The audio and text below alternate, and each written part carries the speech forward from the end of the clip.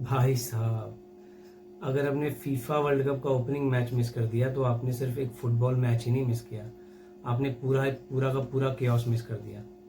Guys, Mexico versus south Africa honestly was like opener, FIFA world cup का opener कम और action movie ज़्यादा लग रहा था।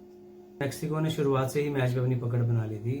आई थिंक पोजेशन उनके पास, चांसेस उनके पास, मोमेंटम उनके पास, और ऐसा लग रहा था कि साउथ अफ्रीका बस सरवाइव करने की कोशिश कर रही है। मैक्सिको ने एग्जैक्टली वही फुटबॉल खेली जो जिसके लिए वो जाने जाते हैं, high energy, fast passing, constant pressure और अटैकिंग इंटेंट। अब बात यह है कि सिर्फ उन्होंने डोमिनेट ही नहीं किया, मैक्सिको के कुछ प्लेयर्स ने आज स्टेटमेंट ऑफ इंटेंट दिया है पूरी दुनिया को। सबसे पहले हम बात करते हैं जूलियन क्विनोनेस की। अब सिर्फ 9 मिनट के अंदर वर्ल्ड कप 2026 का पहला गोल मारा, और क्या फिनिश थी गाइस वो, what a finish it was. South Africa का डिफेंसिव मिस्टेक का पूरा फायदा उठाया मैक्सिको की टीम ने। दूसरा गोल मारा राउल हिमेनेज ने। 35 साल की उम्र में गाइस ये दुनिया को गलत साबित कर रहा है, जबकि कुछ लोग कह रहे थे कि उनका बेस्ट सीजन नहीं था, उनके बेस्ट सीजन खत्म हो चुके हैं। उन्होंने जबरदस्त एक हेडर मार के मैक्सिको को 2-0 की लीड दी। अब इसे कहते हैं experience, composer, big game mentality. अब एग्जैक्टली वही जो वर्ल्ड कप में होना चाहिए। और गाइस, अंटिल 3 रेड कार्ड्स ये मैच वैसा ही था जैसा कि हम सब एक्सपेक्ट कर रहे थे। अब ये कोई ज़्यादा जायंट्स की तरह मैच नहीं हुआ कि दो बड़े जायंट्स फ्रांस और स्पेन खेल रहे हैं, फ्रांस और पोर्चुगल खेल रहे हैं, उनकी तरह नहीं था ये match. This was a normal world cup opener between 2 average teams. तो गाइस, मेरे लिए मैन ऑफ द मैच इस मैच के रहेंगे जूलियन क्विनोनेस, जिन्होंने पहला गोल मारा, क्योंकि ओपनिंग गोल वैसे भी बहुत इंपॉर्टेंट रहता है।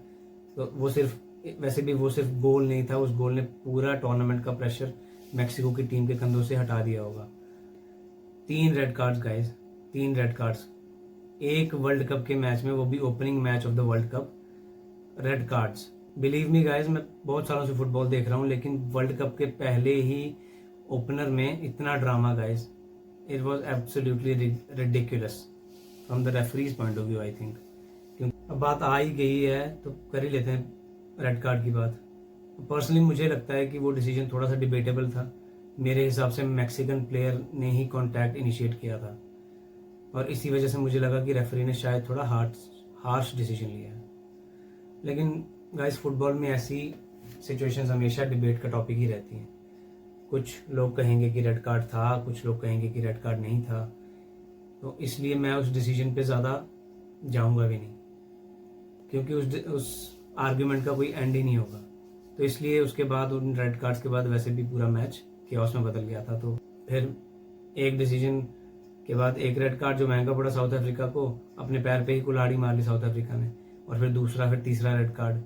सो आई थिंक उस पॉइंट के बाद मैच में कुछ ज़्यादा रह नहीं गया था। तो लेकिन फिर भी क्रेडिट देना पड़ेगा, हम मैक्सिको से बिल्कुल क्रेडिट नहीं छीन रहे हैं। इतने ड्रामा के बावजूद मैक्सिको ने अपना फोकस खोया ही नहीं बिल्कुल भी। उन्होंने गेम को कंट्रोल किया, उन्होंने दिखा दिया कि इस टूर्नामेंट में वो क्यों सिर्फ पार्टिसिपेट ही नहीं करने आए हैं, वो कम्पीट करने आए हैं, वो जीतने आए हैं। तो गाइस, कोई भी टीम अगर घर से आती है उठ के खेलने वर्ल्ड कप, तो जीतने ही आती है, जीतने के इंटेंट से ही आती है। इसलिए साउथ अफ्रीका ने भी फाइटिंग स्पिरिट दिखाई थी, पर उन्होंने बीच में डिसिप्लिन का साथ छोड़ दिया। इसीलिए ऐसे बड़े टूर्नामेंट्स में डिसिप्लिन और कंपोजर बहुत ही ज़्यादा इंपॉर्टेंट होता है, बहुत मैटर करता है। अब इस मैच के बाद प्रेडिक्शंस में बदलना तो नहीं चाहूँगा, पर लेकिन एक बात तो पक्की है कि अगर सिर्फ ओपनिंग मैच ऐसा था तो वर्ल्ड कप का पागलपन की सारी हदें पार करने वाला है। और मुझे गाइस ये लगता है कि बाकी टीम्स को मैक्सिको ने ये एक वार्निंग भेजी है कि यहाँ हम सिर्फ स्टैट्स के लिए नहीं खेलने हैं, सिर्फ नंबर्स पूरे नहीं करने हैं, हम टीम की तरह खेल रहे हैं, हम लड़ने आए हैं, और शायद कुछ बड़ा भी करने आए हैं।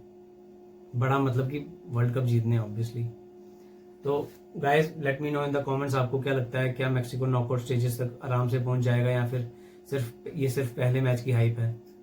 कमेंट्स में बताओ। और अगर आपको ऐसे फुटबॉल ब्रेकडाउन पसंद हैं तो सब्सक्राइब टू फर्जी टाइम, क्योंकि यहाँ सिर्फ फुटबॉल की बात नहीं होती, यहाँ फुटबॉल को समझा जाता है।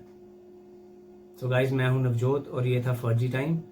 बट गाइस, याद रखो, फुटबॉल खत्म हो सकता है 90 मिनट्स में, लेकिन असली कहानियां फर्जी टाइम में ही लिखी जाती हैं।